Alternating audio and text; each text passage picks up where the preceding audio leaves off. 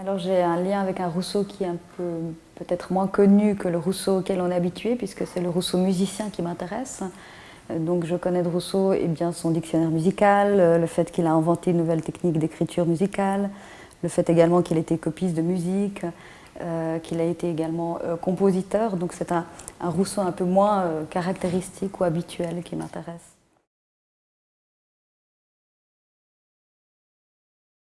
Alors, toujours pour mon domaine qui est celui de la musicologie,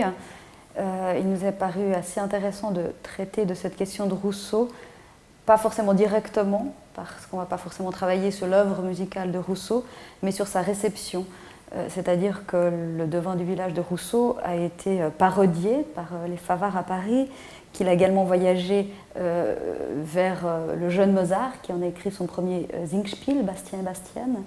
et qu'il y a également des extensions de ce livret vers la Russie. Donc ça nous a paru intéressant de rappeler à quel point Rousseau n'a peut-être pas été un immense musicien, mais que sa pensée musicale et son œuvre musicale a eu une grande réception dans l'Europe des Lumières, et que ça rappelait aussi quelle était la grandeur de cet homme qui a,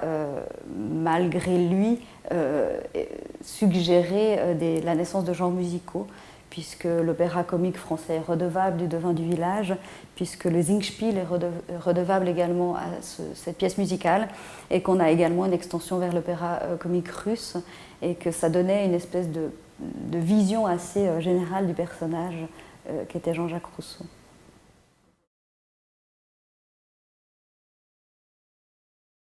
Alors je vais répondre plus particulièrement pour mon projet,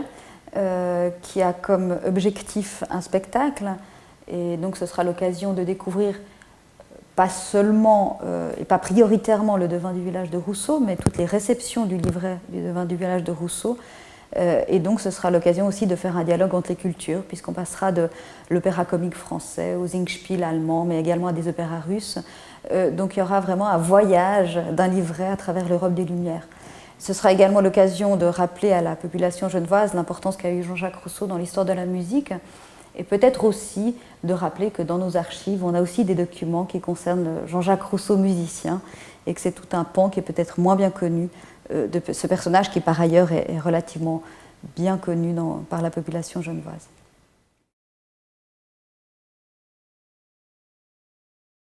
Du point de vue musical, je ne sais pas si j'ai une idée de Rousseau que j'aimerais transmettre en particulier.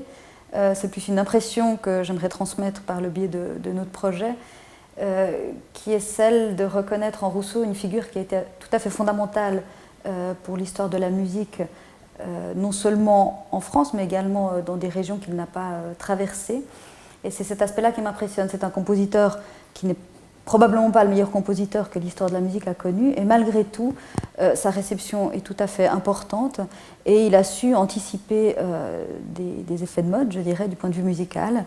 et son influence, on peut la retrouver bien après sa mort, et également d'une manière très générale du point de vue géographique. Donc cette idée d'un Rousseau qui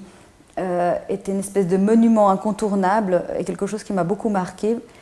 malgré le fait qu'il s'agisse d'un domaine dans lequel il n'a peut-être pas été le plus brillant, ou qui, comme vous le disiez tout à l'heure, n'était pas forcément le domaine qu'on connaît le mieux concernant Jean-Jacques Rousseau.